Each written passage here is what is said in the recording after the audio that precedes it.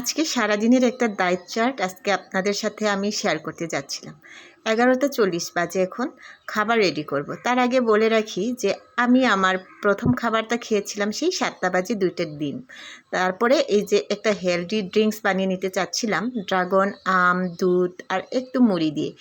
Dragon এখন available পাওয়া যায় 100 টাকায় কেজি।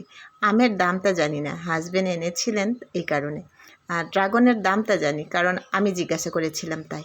এই ড্রাগনটা 2022 সালে 350-400 টাকা কেজি আমরা কিনেছিলাম।